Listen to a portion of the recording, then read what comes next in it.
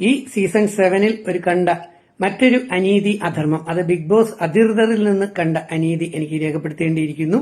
കാരണം big boss ഷോയ്ക്ക് ഒരു തകർച്ച ഉണ്ടാകാതിരിക്കാൻ വേണ്ടി പറയുന്നു. ഒരുപക്ഷെ ബിഗ് ബോസ് ചരിത്രത്തിൽ ആദ്യമായി പാവ വെച്ച് കളിച്ച ഒരു വ്യക്തി ഞാൻ തന്നെയായിരിക്കും.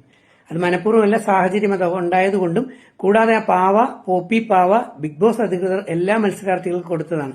ആ ഷോയിൽ കിട്ടിയ പാവ വെച്ചാണ് കളിച്ചത്. എന്നാൽ സീസൺ 7-ൽ പല മത്സരാർത്ഥികളുടെ വീട്ടിലും സ്വന്തമായിട്ട് പലതരം ടോയ്സുകളും പാവകളും ഒക്കെ ഉണ്ടാവും. പക്ഷെ അനുമോൾ വീട്ടിൽ നിന്ന് കൊണ്ടുവന്ന പാവ ഉപയോഗിച്ച് ബിഗ് ബോസ് ഹൗസിനകത്ത് കളിക്കുന്നതും കണ്ടന്റ് ഉണ്ടാക്കുന്നതും അത് അനീതിയാണ്, അത് അധർമ്മമാണ്, അത് മറ്റുള്ള മത്സരാർത്ഥികളോട് ചെയ്യുന്ന അനീതിയാണ്. ഞാനൊരു കഴുത്തിൽ മാലയിട്ട് വന്നിട്ട് പോലും സീസൺ 2-ൽ അതെല്ലാം പുറത്തെടുക്കുകയും ഒന്നും അകത്തേക്ക് കൊണ്ടുപോകാനായിട്ട് സമ്മതിച്ചിരുന്നില്ല.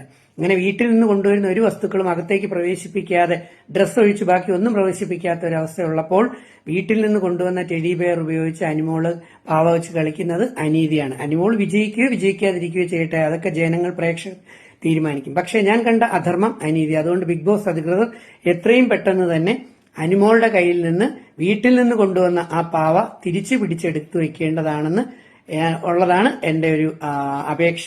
അത് മറ്റ് മത്സരാർത്ഥികളോട് ചെയ്യുന്ന നീതിയാണ്.